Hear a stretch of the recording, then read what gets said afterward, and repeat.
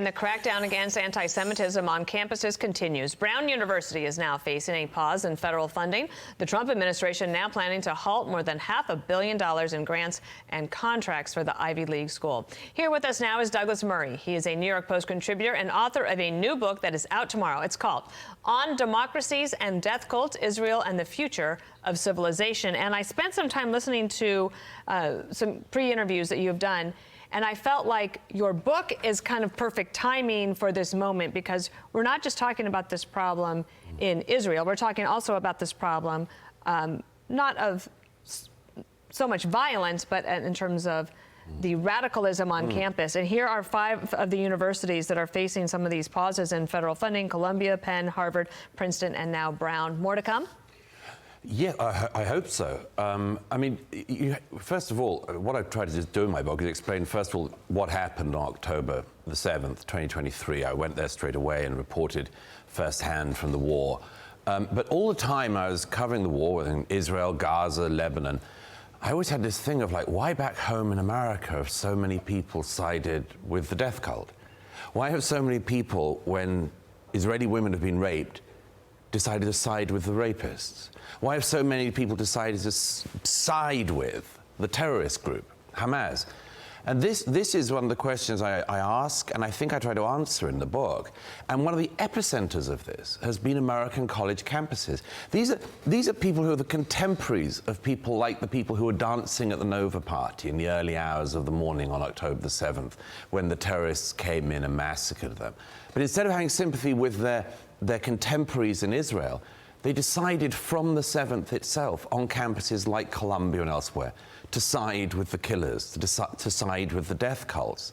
I think it is absolutely right that federal funding is removed from universities that allowed this. And just to do a counterfactual, can you imagine if any other minority was treated as Jewish students have been treated on some of these campuses? If black Americans had been chased across campuses in the US, threatened with lynching, we would all come out, we'd all be on their side and say, how dare you do this to our brothers and sisters, our fellow citizens? But here, when it happened to Jewish students, and when groups like the group at Columbia, who not just hounded Jewish students and disrupted classes for others, but announced that they wanted the total destruction of Western civilization, why did the universities not say, hey, something's going wrong here? You would have thought that would be a wake-up. Adding to that, Mahmoud Khalil has been allowed to dictate this op-ed for the Columbia newspaper from ICE detention, and he took to it to slam the university as an institute that laid the groundwork for his abduction. To Columbia, an institution that laid the groundwork for my abduction, and to its student body, who must not abdicate their responsibility to resist repression. Columbia has suppressed student dissent under the auspices of combating anti-Semitism. Yeah, he's trying to pretend, surprisingly enough, this radical is trying to pretend that Columbia is some kind of far-right organization or something. It's preposterous. I'm extremely concerned about the fact that this guy, who has been in America on a green card, has been advocating for and calling for the total destruction of Western civilization, leading protests where Jewish students get attacked, leading protests where there's violence on campus, where campus staff get injured, where they smash up buildings. This guy is now becoming a free speech martyr to people. He's a 30-year-old living on student accommodation at Columbia. What's that about, by the way?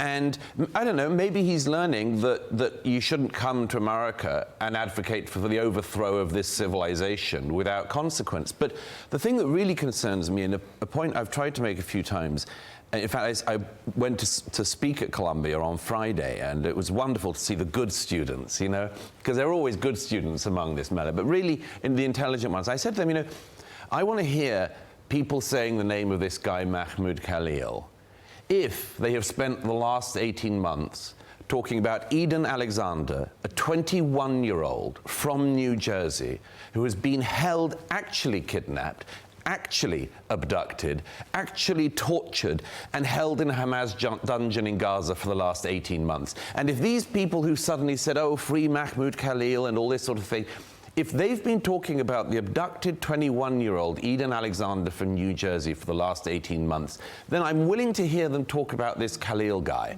But if they've ignored the American hostages in Gaza who are still being held, and then go on this big rant that this guy Khalil is our great test for free speech, I don't really want to listen to that. So Benjamin Netanyahu is going to come visit with the president today. They'll have a press conference at 2:30. One of the parts of the discussion will be about tariffs, but setting that aside, your book is On Democracies and Death Cults, Israel and the Future of Civilization.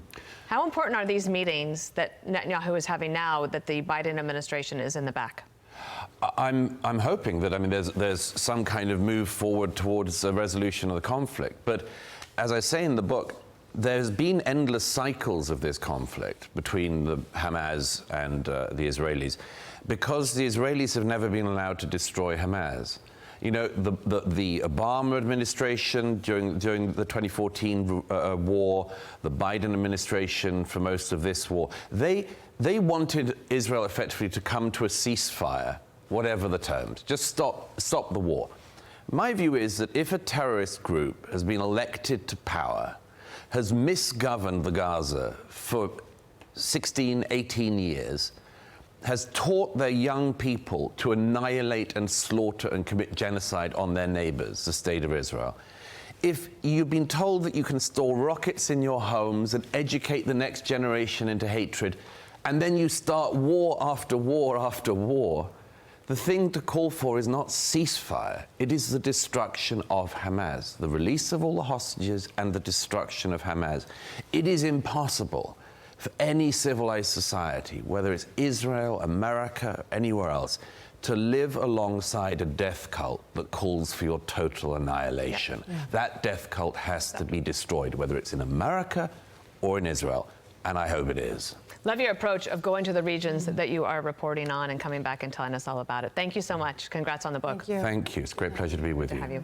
I'm Steve Ducey. I'm Brian Kilmeade. And I'm Ainsley Earhart. And click here to subscribe to the Fox News YouTube page to catch our hottest interviews and most compelling analysis.